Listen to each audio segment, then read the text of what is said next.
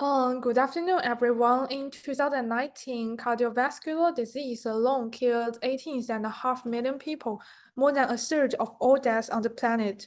30 years earlier, infectious disease still accounted for nearly a third of all deaths on its own. Something fundamental shifted in that window, and that's why this report is about. 3 decades of change in how the world dies based on data from our world in data covering from 1990 to 2019. Next page. Before I show you any charts, let me frame the 4 questions that structured this whole analysis. First, how has the global structure of death actually shifted over these 30 years? Second, what really kills the most people? And does that answer change depending on how you choose to measure it? Third, which causes of death are truly universal, and which ones are concentrated in specific places? And fourth, can the map of raw data counts actually mislead us? And if so, what could a fairer map look like? Everything that follows is built under these 4 questions. Next page. We are working with 30 years of annual data from 1990 through 2019, covering 204 countries and terrorists, and 31 distinct causes of death using the global burden of disease classification. One thing to flag immediately, there are absolute death counts or the share of total deaths. These data sets does not include population figures, and we deliberately didn't go out and borrow on population data from another source to compute death rates.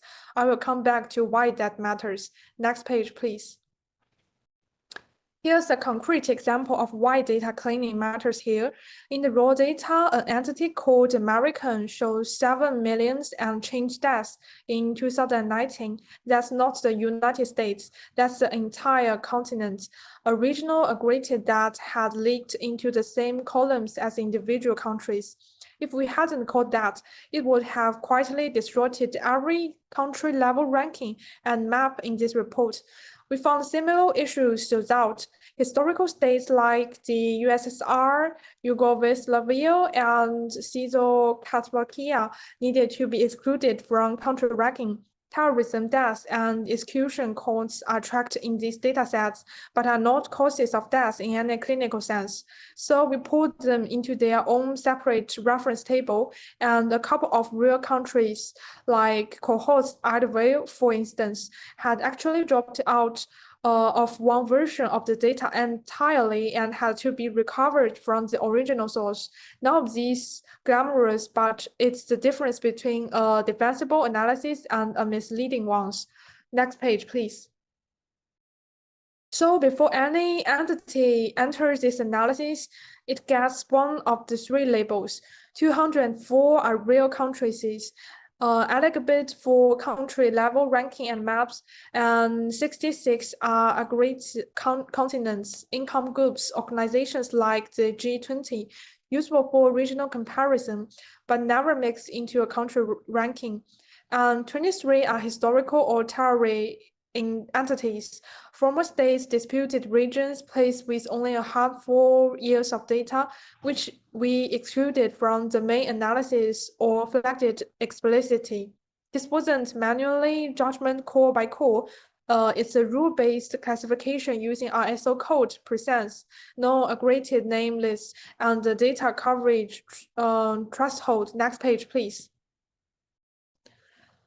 This next choice is probably the single most important methodological decision in the whole project.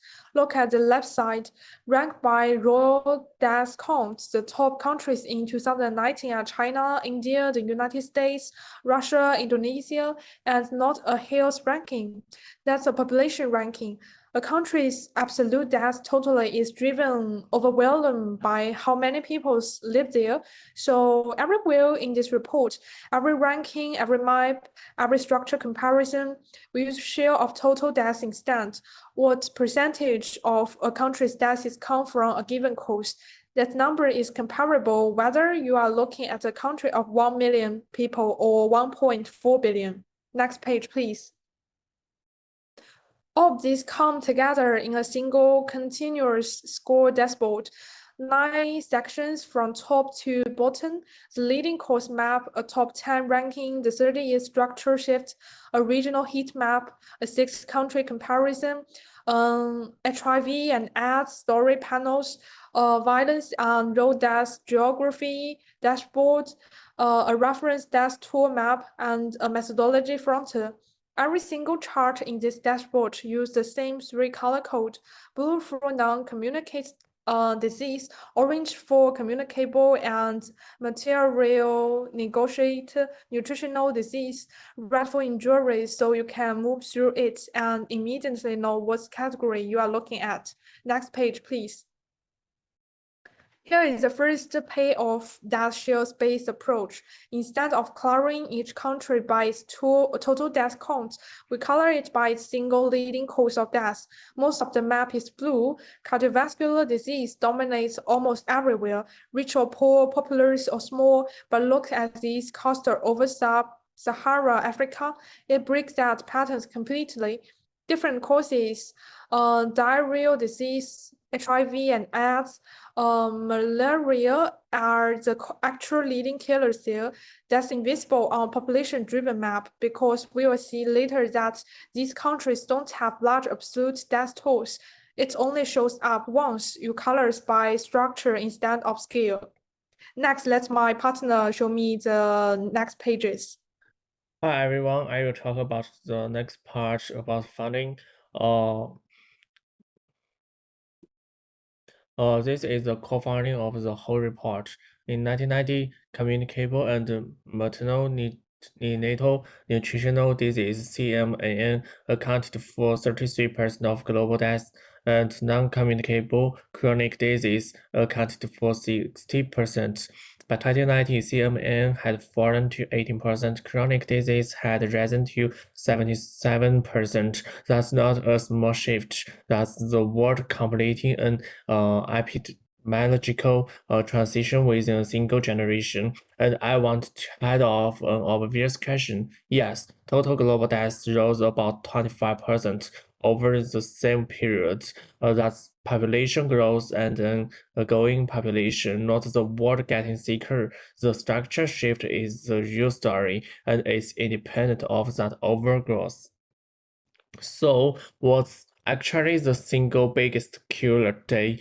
Cardiovascular disease, 34% of all deaths globally in 2019, 18.5 million people. Cancer is a distinct second at 18, head of the 0.5%. Note the car part in this top 10. Chronic disease dominates the top of the list, but a few communicable and neonatal cause are still in there. Lower respiratory infections, neonatal disorders, and diarrheal disease distributes HIV and AIDS.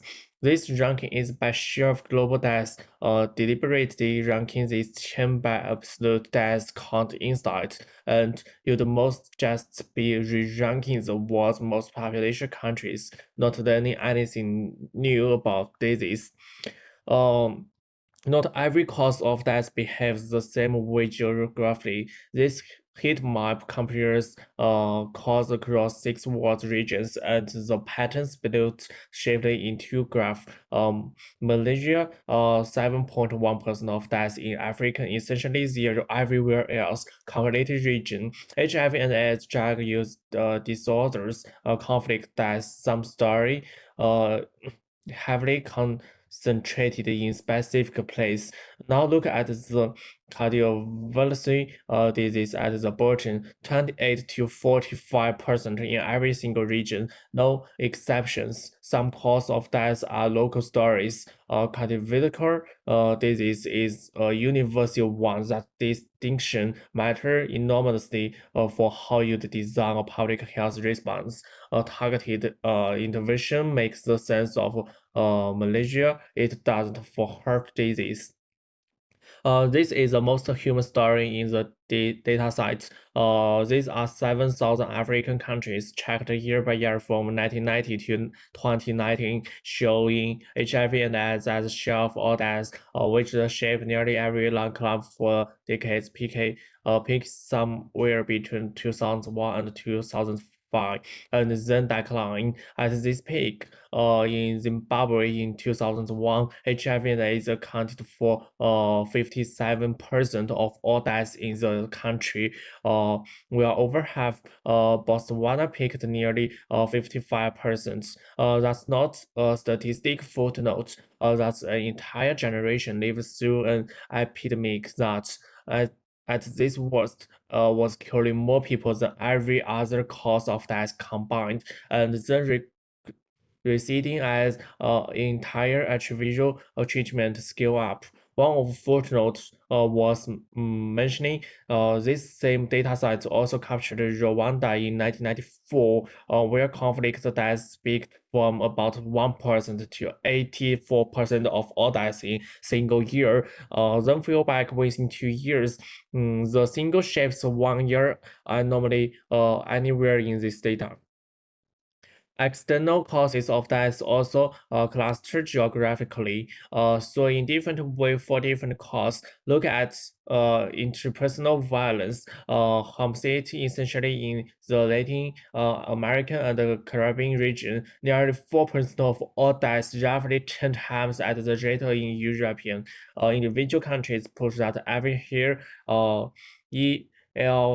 Salvador and Colombia are both above 7%. Road injury tell related but distinct story, and it's worth zooming in passing the regional view for a moment.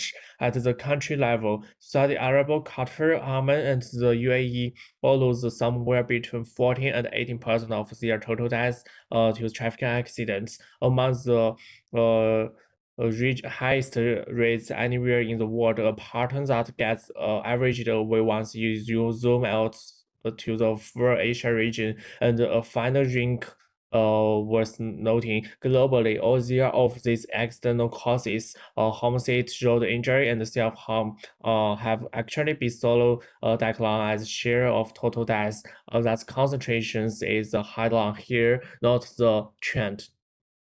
Let's bring this back to the map comparison first set up earlier. On the left, total deaths county is dominated by China and India, essentially a population map wearing a hair's data count.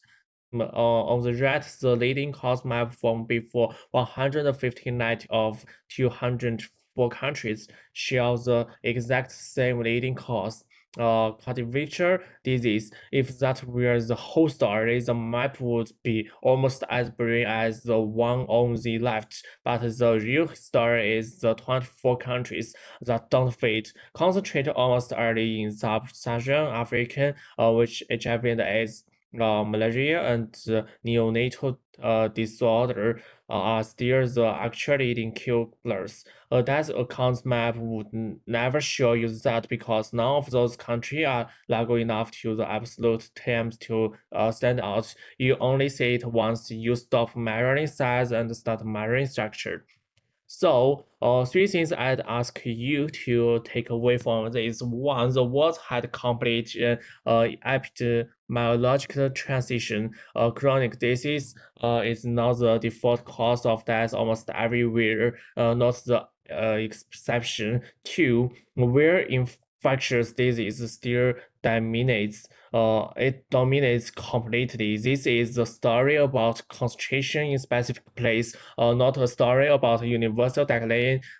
Still out. And three, how you choose a mirror that shape what you are able to see at all. Short of that told us better, more comparable stories than real counts ever could.